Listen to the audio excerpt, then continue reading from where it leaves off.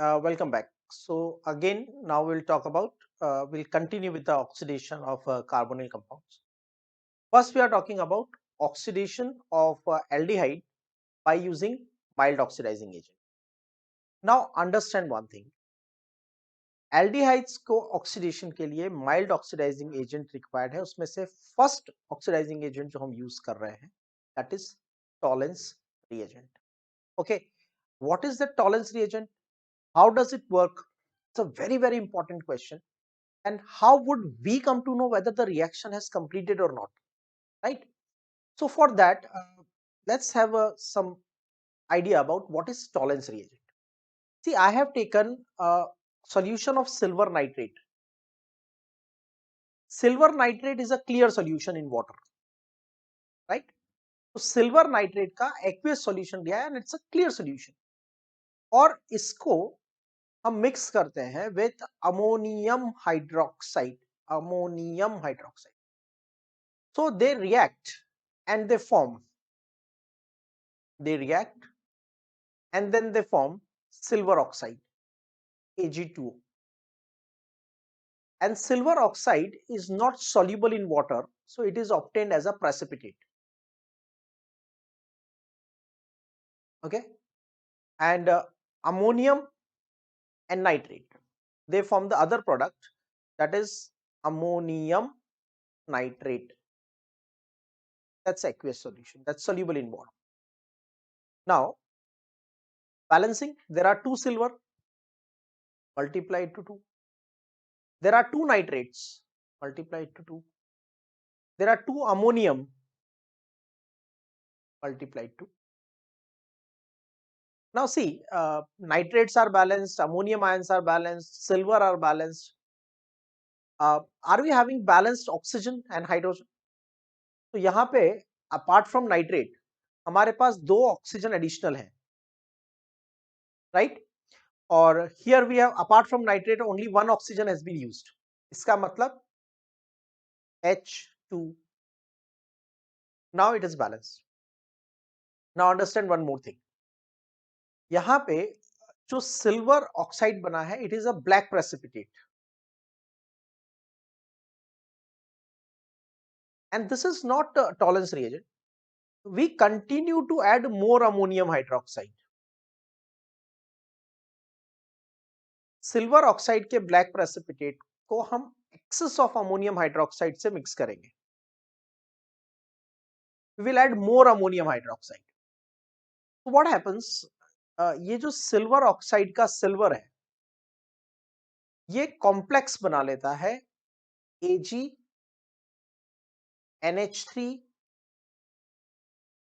twice. AgNH3 twice OH, right? And now here simple idea, 2 silver are there, silver balance हो गया. Now nitrogen, 2 into 2, 4 nitrogen multiply to 4. Okay, stoichiometry will be 4. Now we just need to see whether the hydrogen and oxygen are balanced or not. So how many oxygen we are using actually? 4 oxygen here and 1 oxygen here. Reactant में 5 oxygen है. Product में कितनी है? Product में हमने अभी तक use की है only 2 oxygen. इसका मतलब 3 more required. So write 3H2. ये जो कॉम्प्लेक्स बनेगा ये वाटर सॉल्युबल होगा और ये क्लियर सॉल्यूशन होगा. This is called Tollens reagent.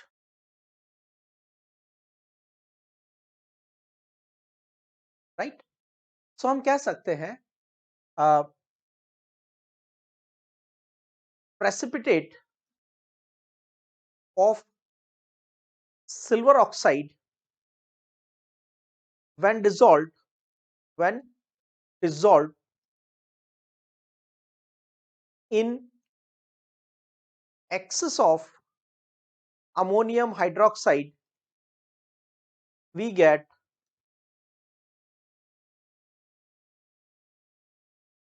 tolerance reagent.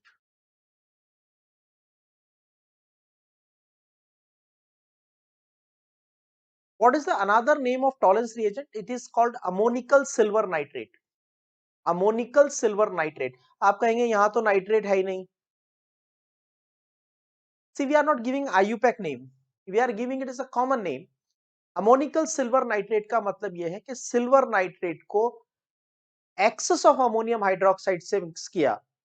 Silver nitrate को एक्सेस ऑफ अमोनियम हाइड्रोक्साइड के साथ मिक्स किया. पहले थोड़ा मिक्स किया तो सिल्वर ऑक्साइड बना, और ज्यादा अमोनियम हाइड्रोक्साइड ऐड किया तो अल्टीमेटली ये कॉम्प्लेक्स बना, which is called Tollens reagent. Understood? तो ये हो गई reaction of formation of Tollens reagent.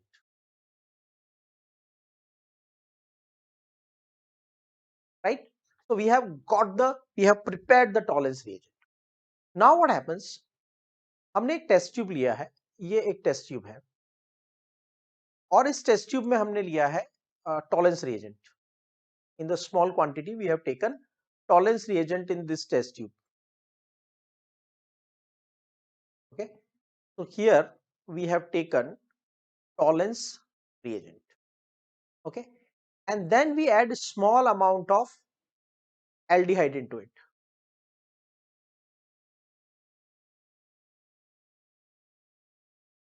And there is already tolerance reagent present. And then we slightly heat it. Not very high heat is required, but slightly heat it. We observe that यहाँ पे इसकी surface पे silver metal deposit हो जाता है, silvering of the mirror. अभी एक glass है ट्रांसपेरेंट, उसके पीछे अगर हम उसका लेयर को उसका सिल्वरिंग कर देंगे, उसके ऊपर सिल्वर मेटल की लेयर बना देंगे, तो it will behave like reflecting surface, it will behave like mirror. तो ये टेस्ट ट्यूब में भी क्या हुआ है, जब हमने एल्डिहाइड और टॉलेंस रिएजेंट को मिक्स करके, एल्डिहाइड और टॉलेंस रिएजेंट को मिक्स करके हीट किया, माइल्ड हीट, तो बेसिकली सिल्वर मेटल प्रोड्यूस हुआ. राइट? और वो जो सिल्वर मेटल प्रोड्यूस हुआ वो वॉल ऑफ टेस्ट ट्यूब में डिपॉजिट हो गया, and that will look like mirror, and that will be indication हमारा रिएक्शन कंप्लीट हो गया. इसका मतलब एल्डिहाइड ऑक्सीडाइज हो गया. हाउ कैन आई से एल्डिहाइड ऑक्सीडाइज हो गया? तो सिंपल लॉजिक है. यहां पे सिल्वर का ऑक्सीडेशन नंबर आता है +1. Oxidation number of the silver will be +1. Simple है ना. अमोनिया मॉलिक्यूल है, इसका ऑक्सीडेशन नंबर तो 0 होगा, और OH का ऑक्सीडेशन नंबर होता है -1, तो सिल्वर का होगा +1. तो टॉलेंस रिएजेंट में सिल्वर होता है +1 ऑक्सीडेशन स्टेट में. टॉलेंस रिएजेंट में सिल्वर होता है +1 ऑक्सीडेशन स्टेट, और यहां पे सिल्वर मेटल डिपॉजिट हुआ है, मतलब 0 ऑक्सीडेशन स्टेट में. मतलब टॉलेंस रिएजेंट का रिडक्शन हुआ है, और अगर रिडक्शन हुआ है तो किसी और सब्सटेंस का ऑक्सीडेशन भी हुआ होगा, एंड दैट इज एल्डिहाइड. तो जब भी सिल्वर मिरर बनता है, इसका मतलब टॉलेंस रिएजेंट रिड्यूस हो गया इनटू सिल्वर मेटल. इसका मतलब aldehyde has been oxidised to the carboxylic acid. Understood? तो ये हमारा आइडिया होता है कि हमें पता चल जाता है कि गिवन सैंपल इज एल्डिहाइड और not.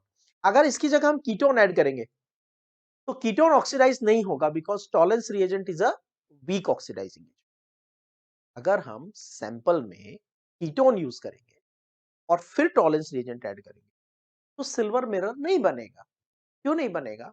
Because ketones are difficult to oxidise, and Tollens reagent can not oxidise them. When Tollens reagent can not oxidise, in other words, tolerance reagent itself will not undergo reduction. If tolerance reagent will not undergo reduction, the silver mirror will not be formed. तो हमारे पास दो sample हैं, एक aldehyde और ketone है, और उनके levels missing हो गए. पता नहीं चल रहा है कौन सा एल्डिहाइड है कौन सा कीटोन है. तो हम दो टेस्ट ट्यूब में लेंगे टॉलेंस रिएजेंट, दोनों में ऐड करेंगे, एक में ऐड करेंगे सैंपल ए, दूसरे में सैंपल बी, और माइल्ड हीट करेंगे. जहां सिल्वर मिरर फॉर्म हुआ वहां एल्डिहाइड है, जहां सिल्वर मिरर फॉर्म नहीं हुआ वहां पे कीटोन है. So now how does the tolerance reagent chemically react with aldehyde? See, I have taken aldehyde RC double bond OH, and I have taken tolerance reagent Ag NH3 twice OH minus.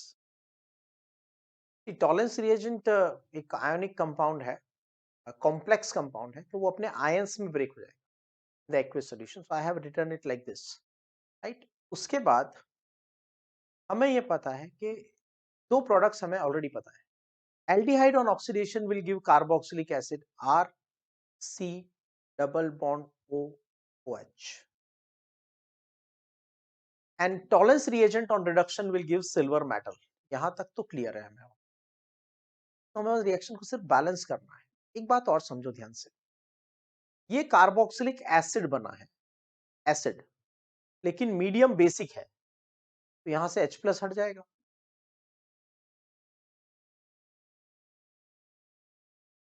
तो ये आपको carboxylic acid नहीं मिलेगा, the carboxylate ion you will get, because acid और medium है basic, तो वो salt में कन्वर्ट हो जाएगा। Well, you have got the carboxylate ion. अब चेंज इन ऑक्सीडेशन नंबर देखो, एल्डिहाइड में कार्बन का ऑक्सीडेशन नंबर होता है +1 और कार्बोक्सिलिक एसिड में ऑक्सीडेशन नंबर होता है +3, राइट। अब इसके बाद सिल्वर का ऑक्सीडेशन नंबर यहां पर है +1, अमोनिया को तो 0 होगा ना, अमोनिया एक मॉलिक्यूल है, तो सिल्वर का ऑक्सीडेशन नंबर कितना हुआ +1, और यहां पे सिल्वर का ऑक्सीडेशन नंबर कितना है 0, so there is a increase in oxidation number by 2 unit, but there is a decrease in oxidation only by 1 unit, ठीक है। तो हम इसको 2 से मल्टीप्लाई कर देते हैं। Now increase and decrease in oxidation number is balanced. Now next thing is to balance the charge, okay। Oxidation number balance करने के बाद नेक्स्ट हम बैलेंस करेंगे चार्ज, तो यहां पे चार्ज है +2, राइट, एंड -1, +2 एंड -1 मतलब ओवरऑल चार्ज हुआ +1, और यहां पे चार्ज है -1। हमारे पास है बेसिक मीडियम, बेसिक मीडियम में चार्ज को बैलेंस करने के लिए वी विल यूज OH-, तो अगर हम यहां पे कर देते हैं 3OH-, ठीक है, मीडियम बेसिक है तो हमने OH- एडिशनली ऐड कर दी, तो यहाँ पे चार्ज हो गया टोटल +2 और -3, मतलब अब चार्ज हो गया -1, और यहाँ पे ऑलरेडी चार्ज है -1, तो चार्ज बैलेंस हो गया। Is there any spectator? Yes, ammonia is a spectator, उसने रेडॉक्स में पार्टिसिपेट नहीं किया, तो 2 into 2 4 ammonia, right. What else? Last में हम बैलेंस करते हैं हाइड्रोजन एंड ऑक्सीजन, ठीक है। तो हाइड्रोजन ऑक्सीजन को जब हम बैलेंस करेंगे तो व्हाट हैपेंड इज, यहाँ पे हमारे पास एक ऑक्सीजन तो एल्डिहाइड में है और 3 ऑक्सीजन यहाँ पर, total 4 oxygen. Out of 4 you have used only 2, so 2 oxygen more required, 2H2। Please reaction को ध्यान से समझो, रट के नहीं जाना है एग्जाम में। मैं एक बार फिर से आपको समझा देता हूं, देखो इधर हमारे पास है एल्डिहाइड RCHO, एल्डिहाइड, एल्डिहाइड में कार्बन का ऑक्सीडेशन नंबर होता है +1, और हमारे पास है Tollens reagent AgNH3 twice plus, ये हमारे पास है टॉलेंस रिएजेंट, और टॉलेंस रिएजेंट का मीडियम होता है एल्कालाइन। प्रोडक्ट ऑफ रिएक्शन हमें ऑलरेडी पता है, यहाँ पे जो एल्डिहाइड है वो एल्डिहाइड ऑक्सीडाइज होके बनाएगा कार्बोक्सिलिक एसिड RCOOH, लेकिन मीडियम बेसिक है इसलिए मुझे एसिड की जगह मिलेगा उसका सॉल्ट, क्लियर। उसके बाद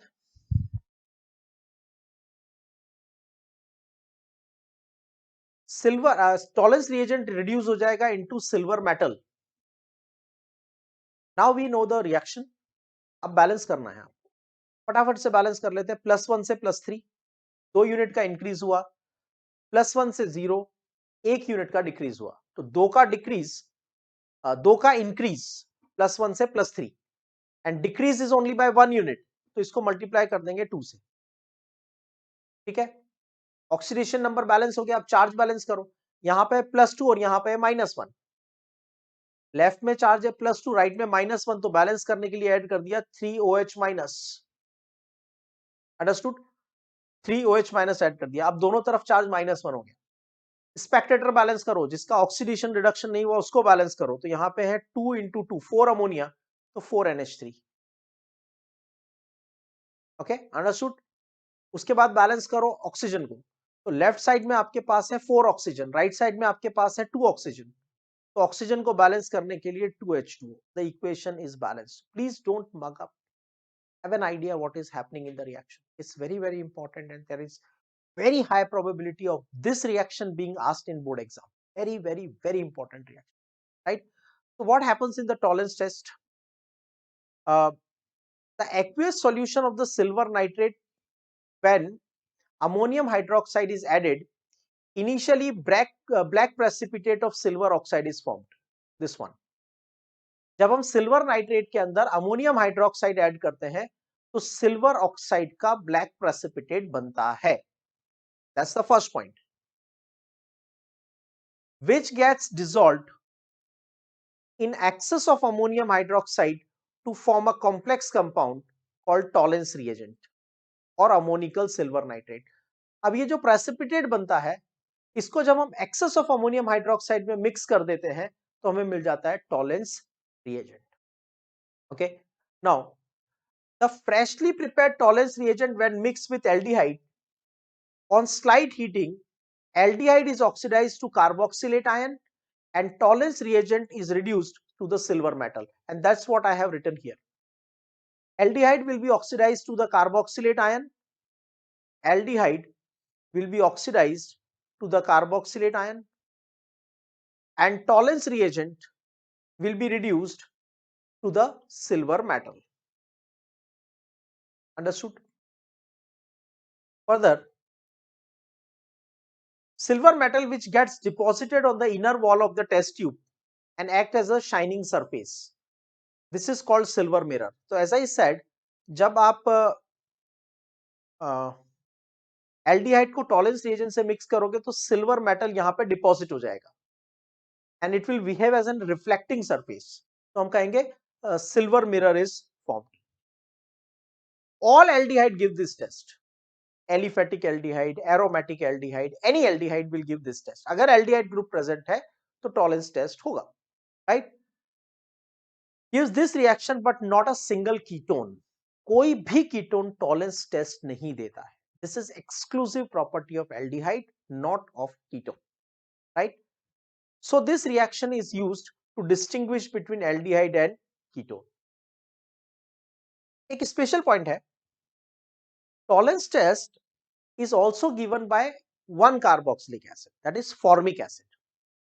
Formic acid एक ऐसा acid है जो tolerance test देता है। How? देखो, H C double bond O OH, यहां कार्बोक्सिलिक ग्रुप प्रेजेंट है, but see on the other side, opposite side से देखो तो यहां पे आपको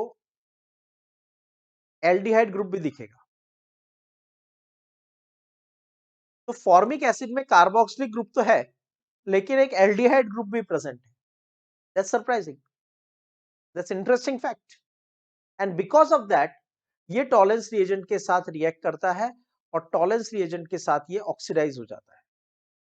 रादर आप ये कह सकते हो कि फॉर्मिक एसिड एक अकेला एसिड है जो बहुत इजीली ऑक्सीडाइज हो जाता है। Otherwise carboxylic acids are not easy to oxidize, right? They do not easily get further oxidize. Carboxylic acid के आगे का ऑक्सीडेशन हम नॉर्मली करते ही नहीं है, लेकिन जब भी फॉर्मिक एसिड आता है, अगर प्रोडक्ट में फॉर्मिक एसिड बन रहा है और कोई ऑक्सीडाइजिंग एजेंट प्रेजेंट है तो वो फॉर्मिक एसिड नहीं रहेगा, वो कन्वर्ट हो जाएगा इनटू CO2 प्लस H2O, मतलब ये फर्दर ऑक्सीडाइज हो जाएगा। And not just Tollens reagent, कोई भी माइल्ड ऑक्सीडाइजिंग एजेंट आ जाएगा तो ये फॉर्मिक एसिड की एक यूनिक प्रॉपर्टी है। Other carboxylic acids are very difficult to oxidize, but formic acid can be easily oxidize. Well, that's a separate point. हमारा main focus होना चाहिए this reaction, right? So please please I request, जरूरत पड़ती है तो 2 बार इस video को देखो, लेकिन टॉलेंस रिएजेंट के कंसेप्ट को परफेक्टली क्लियर कर लो, write it and have a good practice of it. It's a very very important reaction. Next section we will talk about Falling's test and Benedict's test. They are also the similar kind of test given by aldehyde but not by ketone. लेकिन वहाँ एक छोटा सा twist है जो मैं आपको उसी वीडियो में बताऊँ। Have a nice day.